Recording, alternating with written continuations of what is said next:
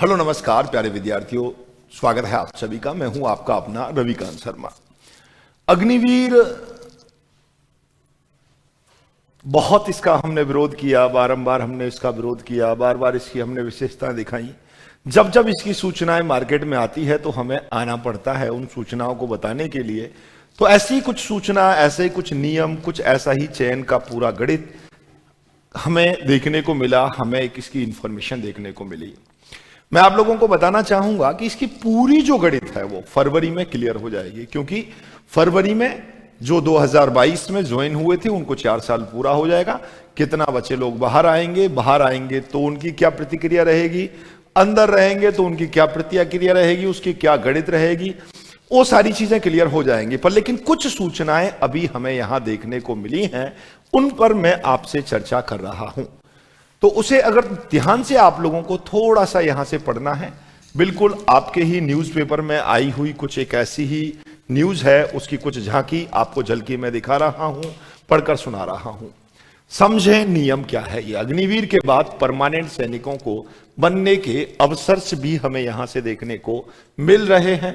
क्या अवसर हैं, कैसे रहने वाले हैं, कुछ हमें न्यूज़पेपर में यहां देखने को मिले हैं। यहां से ऑफिशियल न्यूज़पेपर में भारतीय सेना अग्निवीर योजना को लेकर के एक बार फिर से अहम जानकारी सामने आई है। 2022 में शुरू हुई थी ये योजना। पहला बैच अब अपने 4 साल पूरे करने की ओर जा रहा है। सेना ने स्पष्ट किया है कि परमानेंट सैनिक बनने की प्रक्रिया अनुशासन और नियमों की पालना जरूरी होगी। जो नियमों की पालना और अनुशासन के साथ जो चल रहा है उस बच्चे को होगा। जून जुलाई में डिस्चार्ज, जून जुलाई महीने में 20,000 से ज्यादा अग्निवीरों को उनके 4 साल की सेवा पूरी करने के बाद डिस्चार्ज करने की जो प्रक्रिया होगी, 25% जो पहले से बताया गया था कि रखा जाएगा, उनके लिए लिखित परीक्षा होगी या जो भी अपने पास एक पैमाना होगा, उस पैमाने के अकॉर्डिंग उन्हें यहां से बाहर किया जाएगा या उन्हें आगे के लिए कंटिन्यू किया जाएगा। सख्त नियम बनाए रखने के लिए बताए जा रहे हैं कि 4 साल में कार्यरत होंगे। इस दौरान भाई साहब शादी भी नहीं कर सकते। अगर इस दौरान अगर शादी कर ली है तो भी भाई उसको परमानेंट नहीं किया जाएगा। एक ऐसी सूचना देखने को हमें मिली है। अनुमति नहीं मिलेगी जब तक उसको पूरी तरीके से चयन प्रक्रिया खत्म नहीं हो जाती, अंतिम रूप से परिणाम उसका घोषित नहीं हो जाता।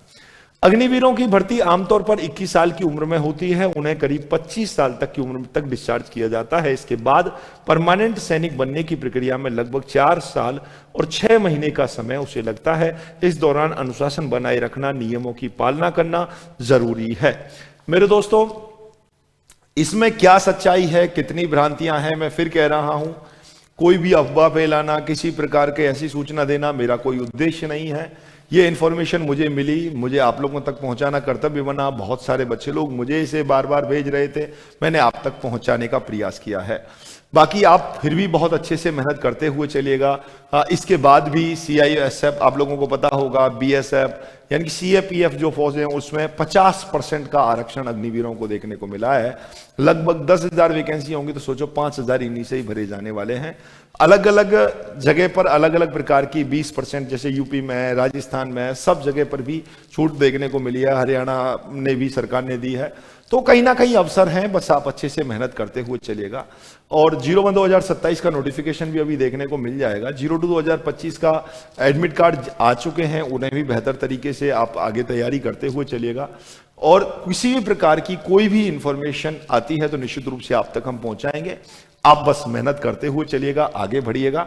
बस इसी के साथ मैं आप लोगों से विदाई लूंगा। जय हिंद, जय भारत, राधे राधे।